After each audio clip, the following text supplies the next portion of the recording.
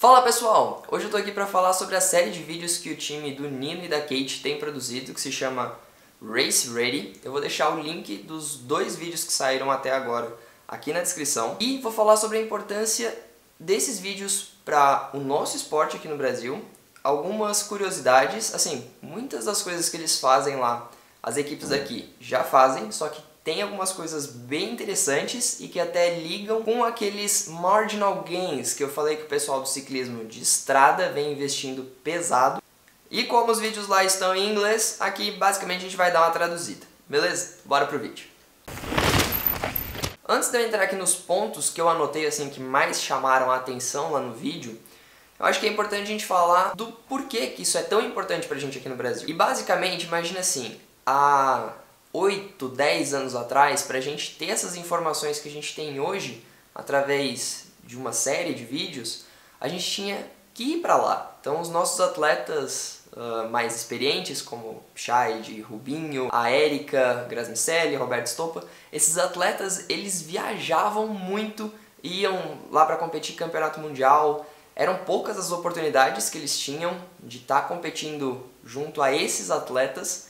E eles que traziam basicamente sozinhos essas informações, porque a gente só tinha os atletas indo para lá, a gente não tinha uma comitiva, né? Como por exemplo, a gente não tinha suporte mecânico, um diretor técnico, um team manager indo junto com os atletas. Era basicamente os atletas indo cada um por si. Eram, acho que raras as vezes que realmente a CBC levava os atletas, tinha muito mais um investimento das equipes, né? Um investimento privado nesses atletas. E eles que voltavam para cá com as informações e evoluíam a estrutura deles e dos atletas que estavam junto com eles na equipe. Mas também muitas das coisas que eu vi aqui nesses vídeos não tinha há 10 anos atrás, e pode ter certeza que o esporte evoluiu muito num todo. Então, tanto lá fora está crescendo muito, quanto aqui dentro a gente está crescendo também, copiando e aprendendo com o que eles estão fazendo lá fora. E de longe uma das maiores diferenças tem sido na estrutura das equipes. Antigamente, a equipe de mountain bike eram 3, 4 atletas e um dirigente, alguém que mais cuidava de fazer a captação dos patrocinadores e pronto, essa era a equipe. Hoje em dia, as equipes já são pensadas com estrutura de mecânico, de fisioterapeuta, de um team manager, de alguém que vai cuidar da parte de mídia das equipes. Então, tudo isso já está envolvido na hora de estruturar a equipe. Porque antes era simplesmente isso, os atletas eram mandados lá para uma prova e se vira. Então, não tinha ninguém para estar ajudando eles na manutenção da bicicleta. Então, os atletas treinavam um dia antes na pista e eles mesmos tinham que cuidar da bicicleta toda, deixá-la zerada para competir no dia seguinte. E se vai fazer uma alteração de pneu, era o próprio atleta que tinha que fazer. Hoje em dia, a gente já tem integrado, né, no custo da equipe, toda essa estrutura que faz realmente ser uma equipe e não apenas 1, 2, 4 atletas indo competir juntos com o mesmo uniforme em algum lugar. E para isso aí a gente não precisa ir muito longe não. Há 5 anos atrás aqui no Brasil era bem difícil de você ver uma equipe toda estruturada com esses integrantes extras aqui além dos atletas que eu falei. E agora vamos lá pro vídeo. Eu anotei aqui os pontos em relação ao capítulo 2 do vídeo.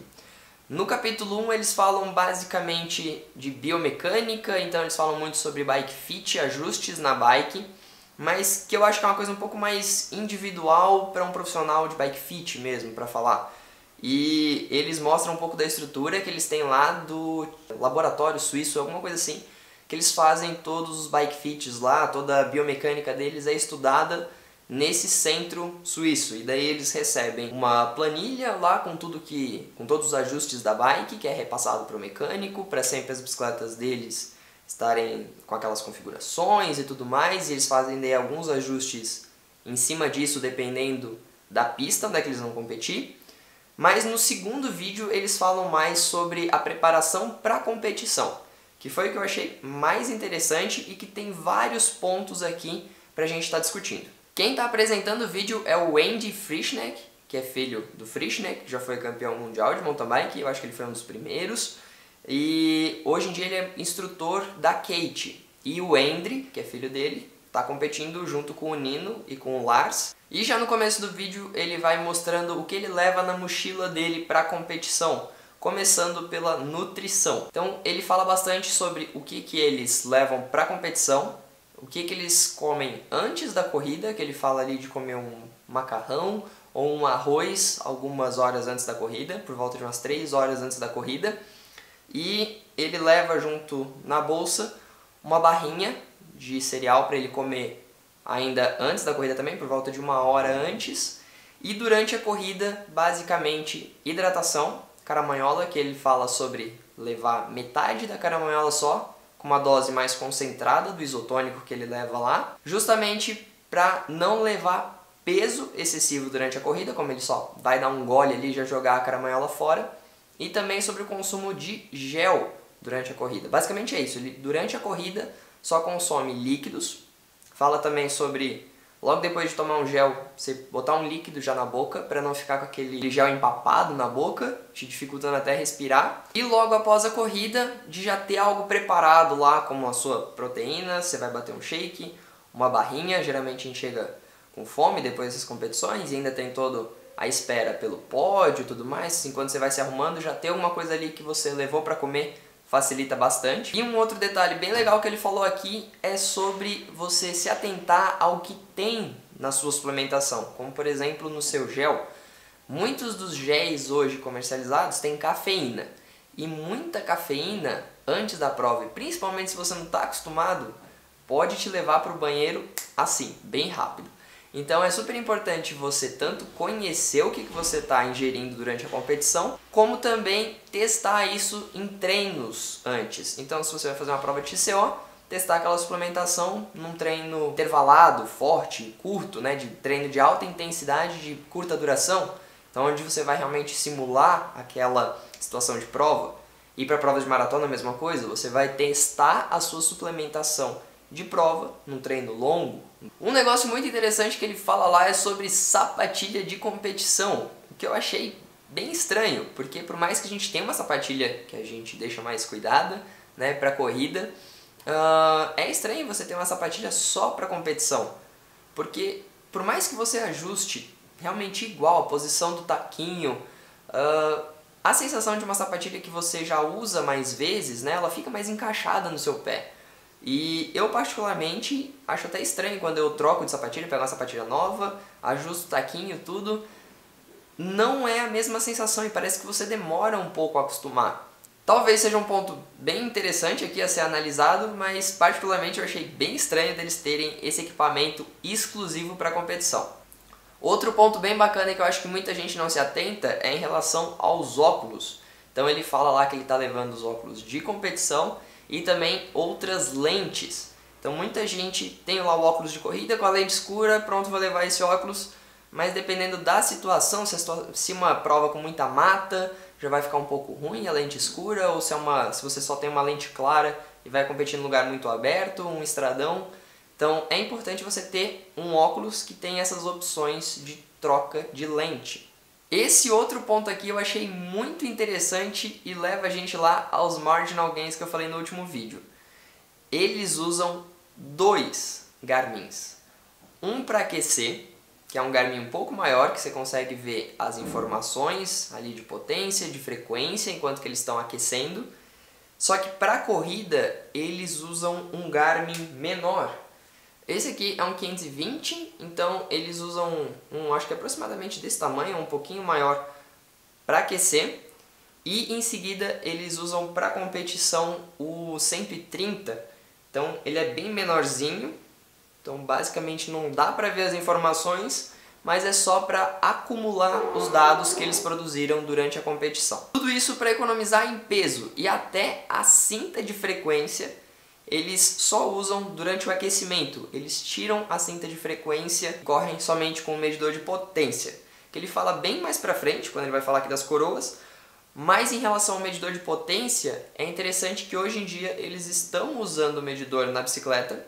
Eles usam o medidor da SRAM agora, que é aquele black box que fica ali nas coroas. É legal ver que agora eles estão usando durante as provas, porque por muito tempo os atletas de elite não utilizavam durante as provas. Eles usavam o medidor de potência para treinar, analisar os dados, mas competiam sem. Durante a prova, né, você não vai ficar olhando quantos watts você está fazendo, mas isso é super importante para depois da prova você vê onde que você talvez teve um gasto desnecessário, poder fazer uma análise ali em cima e corrigir alguns pontos para a próxima prova. Então, bem legal ver que hoje em dia, com essa evolução que a gente está tendo nos medidores, eles também já estão usando durante as corridas. Ou talvez voltaram a usar e não usavam antes, o que eu acho bem provável. Eu acho que talvez teve uma época que eles usaram muito o medidor, fizeram uma grande análise de dados e por algum tempo, procurando aliviar peso, eles tiraram esse equipamento. Mas hoje em dia estão voltando com ele para a corrida.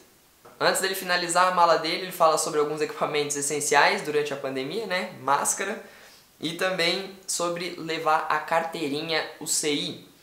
Esse é um negócio muito importante, principalmente para quem é federado e não só para os elites. Por muito tempo isso aqui era só preocupação de atleta elite, levar a carteirinha de federado, porque você precisa para tirar a inscrição e depois da prova, se você for chamado para o exame antidoping, é super importante ter a carteirinha, porque eles vão precisar dos dados lá para preencher a sua ficha.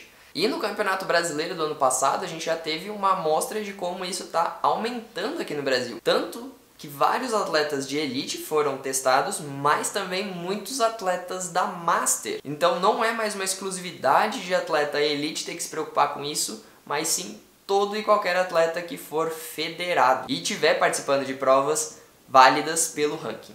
Logo em seguida a gente vai para as configurações da bike e ele vai falar sobre a escolha de coroas. Só que uma coisa muito legal e importante de frisar aqui é que ele fala que eles utilizam o cassete da SRAM 1050. E muita gente aí vai se perguntar, mas por que eles não usam o 1052?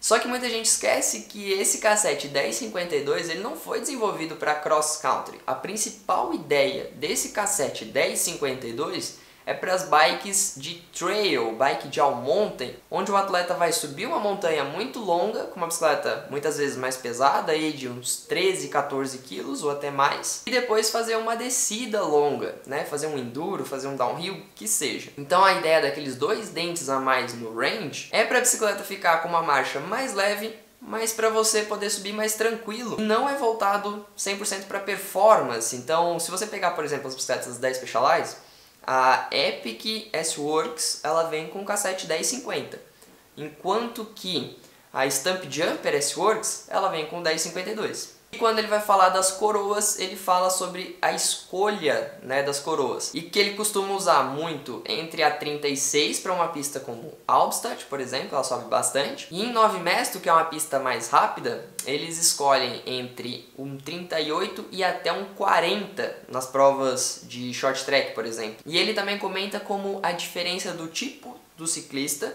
Então, ciclistas mais leves e menores vão usar uma marcha mais leve, um 34, um 36, e os ciclistas com mais torque, que ele dá o exemplo até do Nino, por exemplo, que usam coroas maiores, como no Mundial do ano passado, o Nino usou um 38, enquanto que ele usou um 36, mesmo naquelas condições de lama. Ele também compara lá entre a coroa que a Kate usa numa prova como Nove Mesto, que eu acho que ela usa 34, e o 38 que ele usa na mesma prova. E aí nesse momento o Yannick, que é um mecânico deles, também dá um detalhe muito importante. O maior tamanho da coroa ajuda a diminuir a fricção da corrente. Ou seja, quanto maior a coroa, menor é a curvatura que a corrente vai ter que fazer. Ou seja, os elos vão trabalhar menos para fazer aquela circunferência.